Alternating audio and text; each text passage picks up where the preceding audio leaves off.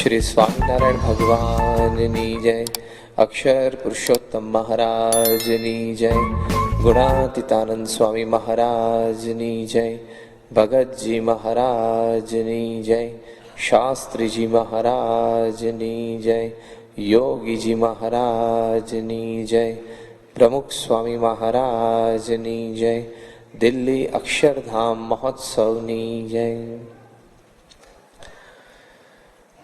છેલ્લા 4 દિવસથી આપણને અત્રે અહીંયા પારાયણનો લાભ પ્રાપ્ત થઈ રહ્યો છે. એમાં વચનામૃતના આધારે ભગવાન સ્વામિનારાયણ અને ગુરુહરિ પ્રમુખ સ્વામી મહારાજના વ્યક્તિત્વમાં સામ્યતા એ વિષયક વાતો આપણે સમજી રહ્યા છીએ. ગઈકાલે આપણે શ્રીજી મહારાજમાં જે અનંત ગુણો હતા એમાંના અમુક એવા અલૌકિક ગુણોનું આચમન કરેલું. જેમ શ્રીજી મહારાજ પોતે એ કોઈના પ્રત્યે રાગ દ્વેષ રાખતા નહીં. અજાત શત્રુતા જે મહારાજની હતી એ પ્રમુખ સ્વામી મહારાજમાં જોવા મળે છે. શ્રીજી મહારાજની જેવી સરળતા હતી એવી પ્રમુખ સ્વામી મહારાજમાં આજે જોવા મળે છે. શ્રીજી મહારાજ આવા કાર્યો અનંત કરતા છતાં એકદમ હળવા એ પોતે રહી શકતા, એમ પ્રમુખ સ્વામી મહારાજ પણ આવા અનંત કાર્યો કરે છે છતાં આ ઉંમરે પણ એકદમ હળવા રહી શકે છે. એ બધી વાતો પણ આપણે ગઈકાલે સમજેલા. આ વાતો અનંત ગુણો એ ભગવાન સ્વામિનારાયણમાં હતા અને તમામ ગુણો આજે આપણને પ્રમુખ સ્વામી મહારાજના જીવનમાં પણ જોવા મળે છે. શ્રીજી મહારાજ હમણાં જેમ પૂજ્ય પ્રભુચરણ સ્વામીએ વાત કરી કે ગોપાળાનંદ સ્વામીનો તો સંકલ્પ કે ભવિષ્યમાં મંદિરો સોનાના થશે અને દેશ પ્રદેશમાં એ બધે સત્સંગનો પ્રચાર થશે. ગુણાતીતાનંદ સ્વામીએ પણ એમની વાતમાં લખ્યું છે, સ્વામીએ કહ્યું કે પાંદડે પાંદડે સ્વામિનારાયણનું ભજન થશે. અને યોગીજી મહારાજે પણ આશીર્વાદમાં વર્ષો પહેલા આફ્રિકાથી એક પત્રમાં સિટીકાકા પર લખેલું કે આવતા 500 વર્ષમાં દુનિયાનો એક પણ ખૂણો બાકી નહીં હોય જ્યાં સ્વામિનારાયણનું ભજન નહીં થતું હોય. એટલે આવા મહાપુરુષોના સંકલ્પ છે, પણ એ જબરજસ્ત સંકલ્પ શ્રીજી મહારાજે પણ કરેલો છે. અને પૂર્ણ આત્મવિશ્વાસ, પોતાની રીતિનીતિ, પોતાની જે રીત પ્રણાલિકા અને આ સંપ્રદાય સ્થાપ્યો છે, નિયમ ધર્મથી માંડીને આજ્ઞા ઉપાસનામાં એ શ્રીજી મહારાજને પૂર્ણ વિશ્વાસ, જબરજસ્ત કોન્ફિડન્સ એ શ્રીજી મહારાજને હતો કે આ સંપ્રદાય બ્રહ્માંડમાં પ્રસરશે. એટલે સંકલ્પ પણ ખરો અને સાથે સાથે પૂર્ણ આત્મવિશ્વાસ પણ ખરો. એવી જ રીતે પ્રમુખ સ્વામી મહારાજનો પણ એવો ભગીરથ સંકલ્પ છે અને પ્રમુખ સ્વામી મહારાજને પણ પૂર્ણ આત્મવિશ્વાસ છે કે જે રીતે અત્યારે પોતે આ બીએપીએસ સંસ્થા ચલાવે છે, જે રીતે પોતે આ સંપ્રદાયનું વહન અત્યારે કરી રહ્યા છે, એ દ્રષ્ટિકોણથી ભવિષ્યમાં દુનિયાના ખૂણે ખૂણે આ સંપ્રદાય પ્રસરશે. ભગવાન સ્વામિનારાયણ એક વખત ત્યાં ગઢડામાં બિરાજમાન હતા અને ત્યાં ઘણી બધી ગંભીર બીમારી એમણે ગ્રહણ કરી. પલંગ ઉપર પોતે સૂતેલા અને આજુબાજુ સંતોને થોડા હરિભક્તો બેઠેલા. એમાં મહારાજે વળી એવું ચરિત્ર કર્યું કે જેમ આપણે બીમાર થઈએ અને આપણે ઘણી વખત ટેમ્પરેચર બહુ વધી ગયું અને ગરમી ચડી ગઈ હોય તો માણસ જરા લવરી કરવા માંડે અને શું બોલે છે ને ખ્યાલ ના આવે. એમ મહારાજ પણ જરા એવું બોલવા માંડ્યા. એટલે બધાને જરા વિશેષ લાગી આવ્યું. મહારાજ બોલવા માંડ્યા કે બસ મેં તો મારું કાર્ય પૂરું કરી લીધું, હવે મારે ધામમાં જવું છે, હવે મારો દેહ રહેશે નહીં. તમે બધા સંતો હરિભક્તો પ્રેમથી મારું ભજન કરજો અને બધાને મારો મહિમા કહેજો. આવી બધી વાતો એ શ્રીજી મહારાજ કરવા માંડ્યા. એટલે જેમ કોઈ બીમાર માણસ હોય અને આમ અસ્વસ્થ અવસ્થામાં બધી લવરીઓ કરવા માંડે, એમ મહારાજ એવું ચરિત્ર કર્યું. એટલે બધા જરા વધારે ગંભીર થઈ ગયા, બહુ ઉદાસ થઈ ગયા. એમાં વળી મુક્તાનંદ સ્વામી તે જ વખતે એ વિચરણ કરીને આવ્યા. આમ તો એમને સંદેશો મળી ગયેલો કે મહારાજ બીમાર છે ને આપ તાત્કાલિક આવો. એટલે મુક્તાનંદ સ્વામી પણ આવ્યા. ત્યારે બધાએ મુક્તાનંદ સ્વામી મહારાજના દર્શન દંડવત કરીને બેઠા. બધા હરિભક્તો સંતોએ મુક્તાનંદ સ્વામીને વાત કરી કે મહારાજ તો આવું બોલવા માંડ્યા છે. ત્યારે મુક્તાનંદ સ્વામી પણ એકદમ દિલગીર થઈ ગયા, બહુ દુઃખી થઈ ગયા. ત્યારે મહારાજે આંખ ખોલીને મુક્તાનંદ સ્વામી સામું જોયું અને મહારાજે પૂછ્યું કે મુક્તાનંદ સ્વામી, તમે કેમ દુઃખી થાવ છો? ત્યારે મુક્તાનંદ સ્વામી કે મહારાજ દુઃખી ના થઈએ, તમે આવું બધું બોલો છો તો અમને દુઃખ ના લાગે? એટલે મહારાજ કે બરાબર છે, હવે અમારે બાકી શું છે? અમે અમારું કાર્ય બધું જ પતાવી દીધું પૃથ્વી પર, અમારે કાંઈ જ બાકી નથી. ત્યારે મુક્તાનંદ સ્વામી કે મહારાજ હજી તો તમે કાંઈ કર્યું જ નથી, હજી તો બધું બાકી છે. મહારાજ કે શું બાકી છે? ત્યારે મુક્તાનંદ સ્વામી કે જો હજી તો મોટા શિખરબદ્ધ મંદિરો બાંધવાના બાકી છે, હજી તો તમે જે આચાર્ય સ્થાપ્યા છે એની પ્રતિષ્ઠા હજી સમાજમાં જામી નથી, હજી બધા બાવાઓ અને મતપંથીઓનો કેટલો બધો ઉપાડ છે કે આપણા સંતોને ઘણી બધી વિચરણમાં તકલીફ પડે છે. અને હજી તો આપણા સંપ્રદાયમાં મોટા મોટા શેઠિયાઓ અને રાજાઓ સત્સંગી થયા નથી. તે સાધુઓ માટે આશ્રમ બાંધી આપે અને મોટા મંદિરો કરી આપે એવી સેવા કરનારા હજી થયા નથી. અને હજી તમારું પણ ભગવાનપણું સમાજમાં એવું પ્રતિષ્ઠિત થયું નથી. માટે હજી તો તમારા બધા જ કામ બાકી છે. અને તમે કેમ એમ કહો છો કે હજી તો અમે બધા જ કામ પૂરા કરી લીધા? આટલું સાંભળ્યું મુક્તાનંદ સ્વામી પાસેથી એટલે શ્રીજી મહારાજ એકદમ સફાળા બેઠા થઈ ગયા. અને મહારાજ પોતાના મુખારવિંદ ઉપર આમ જમણો હાથ ફેરવ્યો અને એકદમ મુખારવિંદ તેજસ્વી થઈ ગયું. મહારાજ કે મુક્તાનંદ સ્વામી તમે કેમ ઢીલી વાત કરો છો? તમે આ બધી વાત કરો છો તો શું તમને અમારામાં શંકા છે? મુક્તાનંદ સ્વામી કે ના મહારાજ, આપનામાં કોઈ શંકા તો નથી, પણ આ બધા કાર્યો તો હજી બાકી જ છે ને. મહારાજ કે જો મુક્તાનંદ સ્વામી તમે અમને શું સમજો છો? ત્યારે મુક્તાનંદ સ્વામી કે મહારાજ આપ તો પૂર્ણ પુરુષોત્તમ નારાયણ છો, અવતારના અવતારી છો. મહારાજ કે બસ અમે પૂર્ણ પુરુષોત્તમ નારાયણ છીએ. અમે સંકલ્પ કર્યો છે કે આ બ્રહ્માંડમાં એક એક ગામમાં અમારી મૂર્તિની પ્રતિષ્ઠા થશે અને એક એક ગામમાં અમારી મૂર્તિની આરતી ઉતરશે એવો અમે સંકલ્પ કર્યો છે. માટે આજથી યુગો સુધી અમારા પરમ એકાંતિક સંત છે અમારી મૂર્તિની પ્રતિષ્ઠા કરશે ને આ થશે. અને તમે એમ કહો છો કે હજી તો હરિભક્ત આપણા સંપ્રદાયમાં એવા સમર્થ થયા નથી તે મોટા મંદિરો બાંધીએ, પણ અમે સંકલ્પ કર્યો છે કે તમામ રિદ્ધિ સિદ્ધિ અમારા હરિભક્તને વરે. મોટા મોટા મંદિરો થશે અને સાધુ માટે આશ્રમ બાંધશે અને કોઈ સાવ ગરીબને રાંક જેવો પણ આ સંપ્રદાયમાં આવશે અને અમારું ભજન કરશે અને અમારા પરમ એકાંતિક સંત સાથે પ્રીતિએ કરીને જોડાશે તો એ પણ મોટો સત્તાધીશ, મોટો ધનવાન થશે અને મોટી સેવા કરશે અને ભગવાનનો પરમ ભક્ત થશે.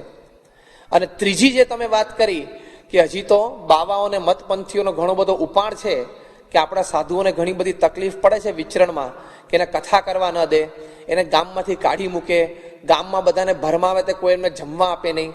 એવી વાત જે તમે કરો છો તો અમે સંકલ્પ કર્યો છે કે અમારા સાધુની પ્રતિષ્ઠા દેશ પ્રદેશમાં વધશે. અમે આપેલા 2 નિયમ છે, ધન અને સ્ત્રીનો ત્યાગ, એ અમારા સાધુ પાળે છે. માટે બીજા ભેખ થશે ધૂળદાણી, રહેશે તમારા મુખનું પાણી. બીજા ગમે તેવા મોટા સાધુ હશે, ગમે તેવા વિદ્વાન હશે, બુદ્ધિશાળી હશે, હોશિયાર હશે, મોટો સંપ્રદાય ચલાવતા હશે, પણ અમારા સાધુ પાસે એ મોટા મોટા ધર્મગુરુ પણ ધૂળ જેવા થશે. એટલે કે સામાન્ય દેખાશે. અમારા સાધુનું તેજ અમારા નિયમ પાળે છે એટલે બ્રહ્માંડમાં પ્રસરશે. માટે તમારે તો એની જરાય ફિકર રાખવાની જરૂર નથી. આ બધા સંકલ્પો શ્રીજી મહારાજે તે વખતે કરેલા, પણ આ વાત મહારાજે કરેલી કે દેશ પ્રદેશમાં સત્સંગ થશે અને આવી રીતે ગામો ગામ આ બ્રહ્માંડમાં અમારી મૂર્તિની પ્રતિષ્ઠા થશે અને આ સંપ્રદાય વધશે. તો જો આવી રીતે મહારાજે પોતે સંકલ્પ પણ કરેલો છે, જે વાત હમણાં ગોપાળાનંદ સ્વામીને આપણે સાંભળી પ્રભુચરણ સ્વામી પાસેથી, અને પોતાનો આત્મવિશ્વાસ પણ એટલો ખરો આ લોકની દ્રષ્ટિએ, ગુણની દ્રષ્ટિએ આપણે જોઈએ કે આવી રીતે આ સંપ્રદાય પ્રસરશે. એમ પ્રમુખ સ્વામી મહારાજે પણ પોતે એવા સંકલ્પો કરેલા છે અને જબરજસ્ત આત્મવિશ્વાસ, ટ્રેમેન્ડસ સેલ્ફ કોન્ફિડન્સથી પોતે ઘણી બધી વાતો કરેલી છે. એક વખત ત્યાં સારંગપુરમાં 1999ની સાલમાં જ્યારે દિવ્ય સન્નિધિ પર્વ ઉજવાયેલું અને ગુજરાતના તમામ ક્ષેત્રોના સંત નિર્દેશકો, સત્સંગ પ્રવૃત્તિના સંતો અને મુખ્ય કાર્યકર્તાઓની આ શિબિર હતી. અને એમાં એ કાર્યક્રમના આયોજન પ્રમાણે વડોદરા યુવક મંડળ એક સુંદર સંવાદ ભજવ્યો અને આખું એક ટાઈમ મશીનમાંથી બધા પસાર થઈ ગયા એવો એક સંવાદ હતો અને 25મી સદીમાં સીધા પહોંચી ગયા. અને તે વખતે સત્સંગ કેવો છે એ બધી વાતો એ સંવાદમાં ચાલતી હતી. સાંઈ બાપા પોતે પણ મંચ ઉપર બિરાજમાન હતા અને તમામ સભા બેઠેલી.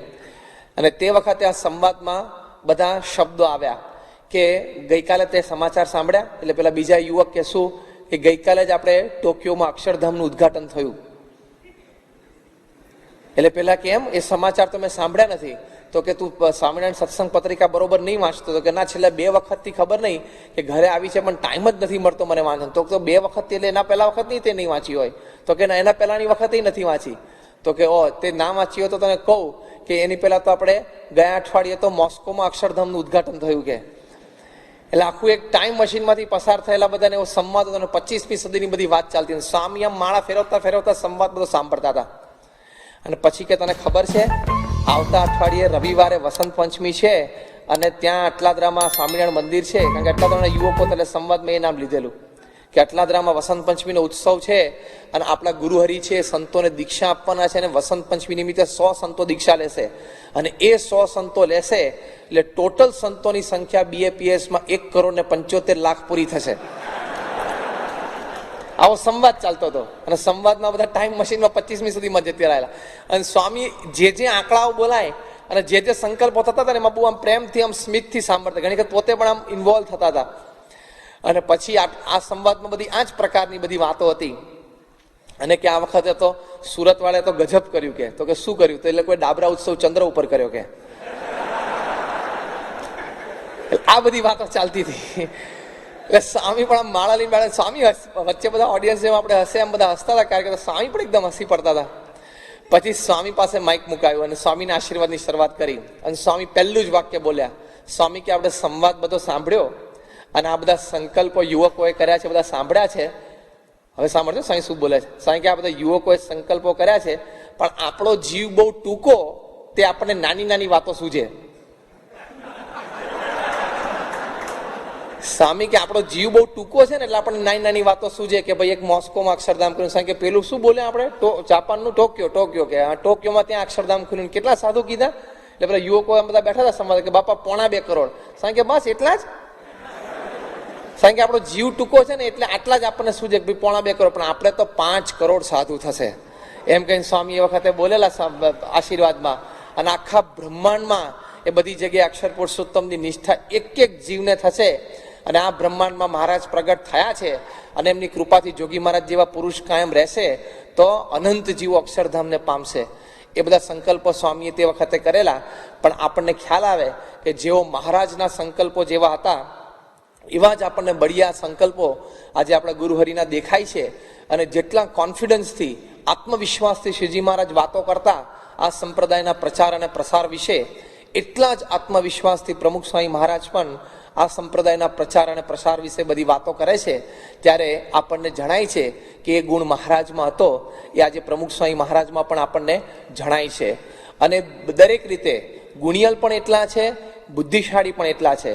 મહારાજ આ લોકની દ્રષ્ટિએ પણ બહુ જ બુદ્ધિશાળી હતા, એમ પ્રમુખ સ્વામી મહારાજ પણ અત્યંત બુદ્ધિશાળી છે. એ એમનેમાં સંપ્રદાય ન ચલાવી શકે. આપણને બધાને અનુભવ છે. ગુણિયલ તો છે જ, અનંત પ્રકારના સાત્વિકથી માંડીને આધ્યાત્મિક અને ગુણાતીત ગુણો એમનામાં રહેલા છે. પણ છતાં આ લોકની દ્રષ્ટિએ તમે જોઈએ તો હી ઇઝ એક્સ્ટ્રીમલી ઇન્ટેલિજન્ટ, અત્યંત બુદ્ધિશાળી છે પ્રમુખ સ્વામી મહારાજ. જેમ શ્રીજી મહારાજ પણ એકદમ બુદ્ધિશાળી હતા. અને મહારાજે પોતે વાત કરી કે અમે બુદ્ધિશાળી છીએ અને બુદ્ધિશાળી વ્યક્તિ અમને ગમે છે. એટલે આ લોકથી પણ બુદ્ધિશાળી અને અલૌકિક દ્રષ્ટિએ જેની બુદ્ધિ પંચ વિષયમાંથી નીકળી અને ભગવાનમાં વળગી હોય એને પણ બુદ્ધિશાળી કહેવાય પ્રથમના 50 પ્રમાણે. પણ આપણે જ્યારે લૌકિક દ્રષ્ટિએ ગુણ જોવા માંગીએ છીએ ત્યારે લૌકિક દ્રષ્ટિએ મહારાજની પણ ખૂબ જ બુદ્ધિ ચોજાડી હતી.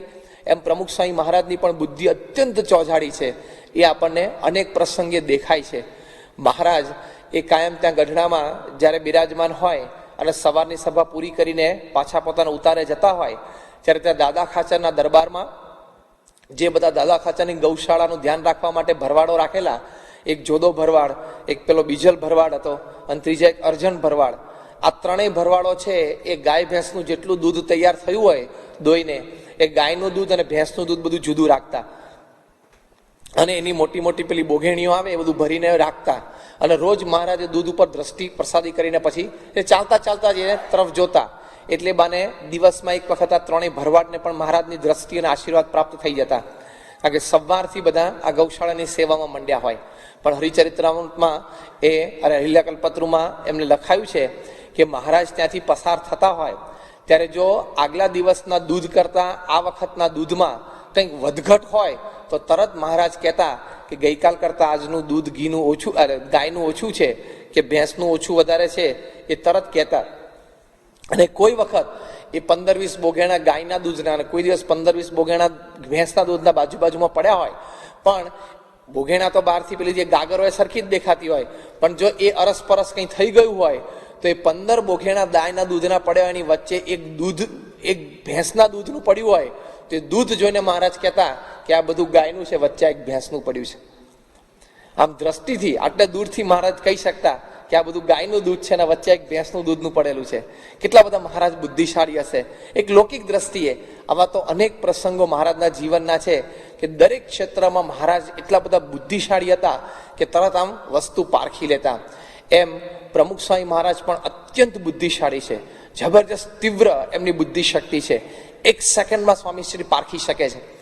એક વખત સ્વામી ત્યાં વલ્લભ વિદ્યાનગર પધાર્યા અને ત્યાં છાત્રાલયમાં તે વખતે અંદર પહેલી જ વખત આપણે પાક્કો ડામરનો રોડ થયેલો, એ ટાર રોડ કરેલો અને જરા 2.5 થી 3 ઇંચ જાડો કરેલો, એટલે હાઈવે ઉપર જે પરમિશન મળે સ્પેશિયલ પરમિશન લઈને અંદર કરાયેલો. અને સ્વામી ત્યાં પહેલી જ વખત આ રોડ થયો પછી છાત્રાલયમાં આવતા હતા. હવે ત્યાં દરવાજાથી એન્ટર થાય અને બી બ્લોકના ચોક સુધી આમ વળીને આમ સંત નિવાસ સુધી આવે. સ્વામી તો અંદર પત્ર વાંચન કરતા, ચશ્મા પહેરેલા હતા અને પત્ર વાંચન કરતા હતા અને ગાડીમાં લાઇટ ચાલુ હતી. અને ગાડી ત્યાંથી વળી અને છેક સંત નિવાસ પાસે ઊભી રહી ત્યાં સુધી સ્વામીએ પત્ર વાંચન ચાલુ રાખેલું.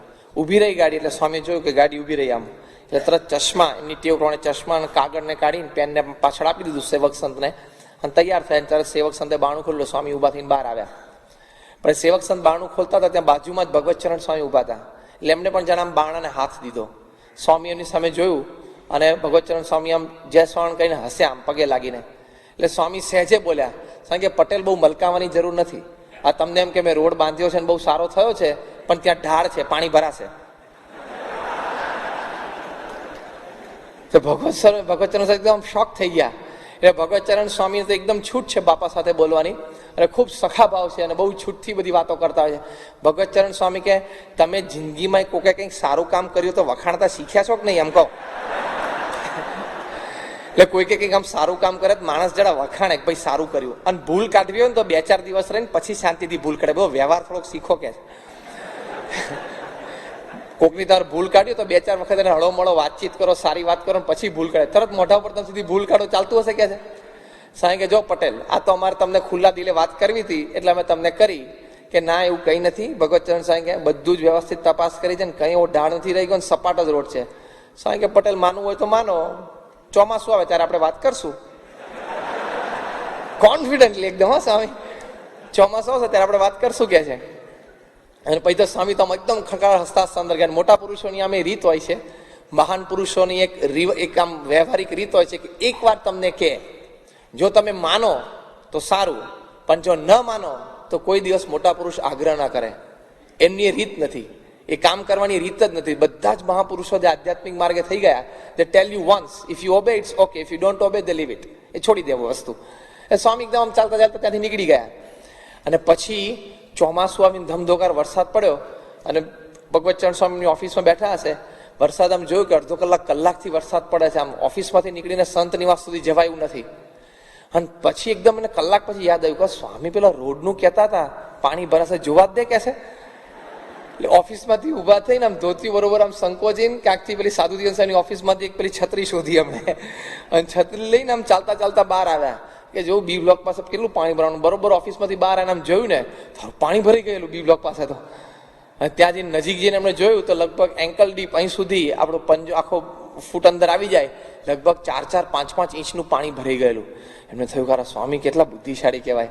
હવે આપણે વિચાર કરીએ કે રોડ ઉપર આપણે ટ્રાવેલ કરતા હોઈએ અને એમાં સહેજ વળાંકમાં ઢાળ હોય, સહેજ એ મર્ક જેવી કારમાં આપણે બેઠા હોય અને એમાં એ વખતે પાછા પત્ર વાંચન કરતા હોય, વૃત્તિ પત્રમાં હોય અને એ પાછું સીધી ગાડી નથી, આમ ટર્ન લેતી હતી. એ વખતે આમ ટર્ન લે અને આમ ઢાળ છે એવી ખબર પડે. પણ જબરજસ્ત બુદ્ધિશાળી કહેવાય ને સ્વામી. 1 સેકન્ડમાં તરત પારખી ગયા. આ તો ઘણા બધા સંતોનો અનુભવ છે, ઘણા બધા કાર્યકર્તાનો અનુભવ છે કે સ્વામી પાસે કંઈક માર્ગદર્શન લેવા માટે જઈએ તો you have to be fully prepared. જો તમે તૈયાર ના હો તો 3rd minute into the meeting અને ઈ સ્ટાર્ટ્સ ક્વેશ્ચનિંગ, આમ પૂછવા મળે ને કે આનું શું, આનું શું, આનું શું, તો તમને 5 મિનિટમાં તો મૂંઝવી નાખે સ્વામી. એટલા પ્રશ્નો પૂછી કાઢે. અને 5મી મિનિટે તો સીધો જ તમને પ્રશ્ન પૂછે ને કે અહીંયા શું, તો તમને એમ થવા માંડે કે આ તો મેં વિચાર્યું જ નહોતું, આ તો મને ખબર નહોતી રાખું કે સ્વામી મને આ વિચારીને લાવીએ એમ. એટલા બધા શાર્પ છે. એમાંય કન્સ્ટ્રક્શન, લીગલ ને ફાઇનાન્સ 3 તો એમની માલિકીના ડિપાર્ટમેન્ટ છે. આ 3 તો એમની માલિકી છે. આમ અદભુત. એકવાર આમ બાંધકામ જો ને બ્રહ્મતીર્થ સ્વામી ત્યાં સારંગપુરમાં નવું રસોડું બંધાતું હતું, સ્વામીને જોવા માટે લઈ ગયા અને સ્વામી ત્યાં 2-3 સંતો બેઠા હતા. સ્વામી કે લાવો પીરસી એમ કરીને સવારે 11-11:30 વહેલા અમુક સંતો પેલી દવાને ચરી ચાલતી એટલે જમતા હોય તેને પીરસીને પછી સ્વામી આગળ ચાલ્યા. અને બાબા કે આ રીતે અહીંયા છત કરી છે ને આ રીતે બહારની પેરાપેટ છે. સ્વામી એક જ વાર આમ જોયું સ્વામી કે પેરાપેટ વાંકી છે. હવે લગભગ અબાઉટ 30 ફીટ ડિસ્ટન્સથી કેવું કે પેરાપેટ વાંકી છે. બ્રહ્મતીર્થ સ્વામી કે ના સ્વામી કે જોજો ચેક કરાવજો. ચેક કરે તો પેરાપેટ થોડીક વાંકી હતી. આટલું શાર્પ સ્વામીનું વિઝન છે, જબરદસ્ત. અને અકાઉન્ટ્સમાં પણ એવું, તમે પેલી બેલેન્સ શીટ લઈને બેસે ને તો આમ જ જાય સીધા જ. આપણે સ્ટોરી વાંચીને એની કરતાં ફાસ્ટ એકાઉન્ટ શીટ વાંચી શકે છે. બેલેન્સ શીટ તમે હેરી પોટર વાંચો ને એની કરતાં ફાસ્ટ વાંચે છે. એટલી ફાસ્ટ આમ સીધા જ પાના ફેરે આમ જ જાય છે. એમની આંગળી કોન્સ્ટન્ટ મુવમેન્ટમાં હોય અને વચ્ચે એક જગ્યાએ પણ આંકડામાં ફેર હોય ને ત્યાં સીધું પિન પોઈન્ટ કરે કે આ શું છે. એવા તો ઘણા બધા સંતો અને હરિભક્તોનો અનુભવ છે. ને ત્રીજું લીગલ, એ હરીશભાઈ દવે ઘણી વખત વાત કરે છે કે આમ સ્વામી પાસે પ્રશ્નની રજૂઆત થાય તો લીગલી આમાં શું થઈ શકે આપણને પોતે પૂછે પણ ખરા અને ઘણી વખત આઉટરાઇટ સલાહ આપી દે કે આનું આમ કરો આમ થશે જ. એટલા બધા આમ તીવ્ર બુદ્ધિશાળી છે. પણ એ સ્વામીના જીવનની એ વિશેષતા છે. પણ મહારાજની પણ આવી ચોઝાડી બુદ્ધિ હતી અનેક ક્ષેત્રમાં, એમ સ્વામીની પણ અત્યંત ચોઝાડી બુદ્ધિ છે કે એકવાર વસ્તુ જોવે એકવાર પારખે. બહુ જ શાર્પ દ્રષ્ટિ છે સ્વામીની. એ એમને ઘણા બધા પ્રસંગો પરથી આમ જણાય છે. આમ સ્વામી આમ હરિકૃષ્ણ મહારાજના દર્શન કરતા હતા સારંગપુરમાં. સ્વામી પહોંચ્યા ત્યારે તો પડદો બંધ હતો, પડદો ખુલ્યો અને સ્વામી આમ હજી આંખ ખોલી. સ્વામી કે પૂજારી મહારાજ, સ્વામીને આમ ટેવ છે ઘણી વખત પૂજારીઓને બોલાવવાની. દર્શન કરતા સ્વામીને કંઈક આમ સૂચન હોય ને તો બોલાવે, પૂજારી એમ કઈ બૂમ પાડે. એટલે પૂજારી આમ બહાર આવે ને સ્વામી કે હરિકૃષ્ણ મહારાજનો સાફો છે ને સહેજ આંખ ઉપર આવે છે. આપણા આંખ ઉપર કપડું હોય ને તો આપણને આમ સેટ ના થાય, સહેજ બાજુ પર એક દોરાવા જેટલો સાફો અંદર આવતો હતો. પણ સ્વામી એક જ દ્રષ્ટિએ પહેલા દર્શનથી આમ પામી ગયેલા. આપણને અત્યારે પૂછ્યું હોય કે આજે ઘનશ્યામ મહારાજના વાઘા કેવા હતા? બહુ ટોપ. બહુ ટોપ એટલે કેવા? જબરદસ્ત. તે દર્શન ના કર્યા? તો કે ના મેં ના કર્યા, હું મોડો આવ્યો. કે અરે યાર તું ચૂકી ગયો, બહુ મસ્ત દર્શન હતા. પણ બોલે નહીં હો કેવા હતા, કયા વાઘા પહેરેલા, કારણ કે એને જ યાદ ના હોય. કથા કેવી થઈ? જબરજસ્ત. પણ શું વાત શું થઈ? તું નતો કે છે? અરે રહી ગયો કે છે. પણ તું બોલ ને શું હતી એ તો બોલ. એટલે આપણને યાદ ના આવે. એટલે આવું હોય છે. પણ સ્વામી અત્યંત બુદ્ધિશાળી છે અને અત્યંત એમની તીવ્ર સ્મરણ શક્તિ છે. એ આપણને ઘણા બધા પ્રસંગોએ જણાવ્યું છે. પણ મહારાજ આવા બુદ્ધિશાળી હતા. એમ પ્રમુખ સ્વામી મહારાજ પણ અત્યંત બુદ્ધિશાળી છે. અમુક વખતે મહારાજને આમ સ્પોન્ટેનિયસ પ્રશ્ન પૂછાતા. ઘણે બધે ઠેકાણે મહારાજ વિચરણ કરતા તે કોઈ એવા ગુણભાવી હોય, કોઈ દ્વેષી પણ હોય, કોઈ મોટા અમલદારો પણ હોય, ઓફિસર્સ હોય. પણ ઘણી વખત મહારાજને એવા પ્રશ્નો પૂછી બેસતા. પણ મહારાજ જે રીતે આમ સ્પોન્ટેનિયસ જવાબ આપતા એમ પ્રમુખ સ્વામી મહારાજને પણ આટલું બધું વિચરણ કરે છે. એટલે અમુક ઘણી બધી વખતે આમ એકદમ એવા પ્રશ્નો પૂછાઈ જાય. કોઈ પ્રેસ રિપોર્ટર પૂછતા હોય, અત્યારે તો મહારાજના વખતમાં હતા નહીં પણ અત્યારે તો એ લોકો હોય છે. કોઈ એવા ગુણભાવી હોય, કોઈ મહાનુભાવ સ્વામીને મળવા આવ્યા હોય અને ઘણા વખતથી કંઈક સ્વામીને પૂછવું તરત પૂછે. પણ શ્રીજી મહારાજે પોતાની પ્રકૃતિની વાત કરી છે કે દુનિયાભરના બધા પંડિતો ભેગા થાય અને શાસ્ત્રનો નિચોડ રૂપ એક પ્રશ્ન તૈયાર કરે અને એ પ્રશ્ન જ્યારે હું વિચરણમાં નીકળતો હોઉં ને ઘોડાના એક પેંગડામાં મેં પગ નાખ્યો હોય તે વખતે મને પૂછે. 6 મહિના ભેગા થઈને એ લોકોએ ચર્ચા કરીને પ્રશ્ન તૈયાર કર્યો હોય અને મને પૂછે તો એક પેંગડામાં તમે પગ નાખી દીધો હોય, ઘોડાના બીજા પેંગડામાં પગ નાખો ત્યાં સુધી હું એનો ઉત્તર કરી દઉં. એવી મહારાજની બુદ્ધિ હતી. એમ પ્રમુખ સ્વામી મહારાજની પણ એવી જ બુદ્ધિ છે. શ્રીજી મહારાજ એક વખત ત્યાં અમદાવાદ પધાર્યા અને ત્યાં ઇંગ્લિશ ઓફિસર ડનલોપ સાહેબના ત્યાં મકાને બંગલે પધાર્યા. ત્યાં થોડી ઔપચારિક વાતચીત થઈ અને ડનલોપ સાહેબે સીધો જ શ્રીજી મહારાજને પ્રશ્ન પૂછ્યો કે આ વૈષ્ણવો બધા એમ કહે છે કે 4 સંપ્રદાય છે તો તમે આ 5મો સ્વામિનારાયણ સંપ્રદાય કેમ ન કર્યો?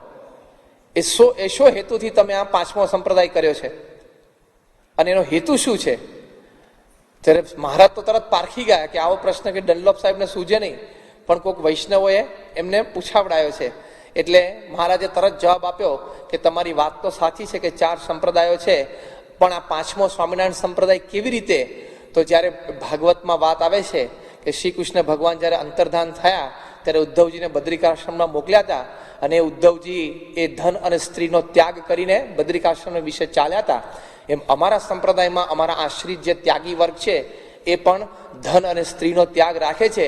માટે આ ઉદ્ધવ સંપ્રદાય કહેવાય છે. આ સાંખ્યના મતને આશરેલા છે, આ વૈરાગ્ય છે અને આ અમારી રીતિનીતિ છે. એટલે જેમ તમારે કોઈ બાળક હોય, તમે એમ કહો કે આ એના મામા ઉપર ગયો છે, આ એના કાકા ઉપર ગયો છે, આ એની મા ઉપર ગયો છે, એમ અમારો સંપ્રદાય ઉદ્ધવ સંપ્રદાય કહેવાય છે. એટલે આ 5મો સ્વામિનારાયણ સંપ્રદાય.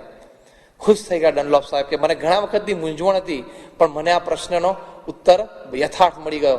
મહારાજ એક વખત ભરૂચ સાઈડ પધારેલા અને ત્યાં એક અંગ્રેજ મામલતદારે શ્રીજી મહારાજને પ્રશ્ન પૂછેલો કે આ વટલવું એટલે શું, અને બ્રાહ્મણના હાથનું બધા જમે પણ બીજા કોઈ બ્રાહ્મણ બીજા કોઈના હાથનું જમે નહીં એવું કેમ? ઘણા બધાને આપણને પ્રશ્ન હોય ને કે આ સંતો રસોઈ બ્રાહ્મણના હાથની જ જમે છે, બીજાના હાથની જમતા નથી. તો મહારાજને આવો પ્રશ્ન પૂછાયેલો. મહારાજે બહુ સુંદર જવાબ આપેલો. મહારાજ કે પોતપોતાના ધર્મમાંથી ચલાયમાન થાય ને વટલવું કહેવાય. પણ જ્યાં બીજો પ્રશ્ન છે કે બ્રાહ્મણો કોઈના હાથનું જમે નહીં પણ બ્રાહ્મણના હાથનું બધા જમી શકે, એ કેવી રીતે? તો મહારાજ કે જો જેમ વેદો છે એ ભગવાનના મુખમાંથી નીકળ્યા છે, એમ બ્રાહ્મણો પણ ભગવાનના મુખમાંથી પેદા થયા છે. અને પછી ક્ષત્રિય છે એ ભગવાનના બાજુબંધમાંથી પ્રગટ થયા છે. જે વૈશ્ય છે એ ભગવાનના સાથળમાંથી પ્રગટ થયા છે.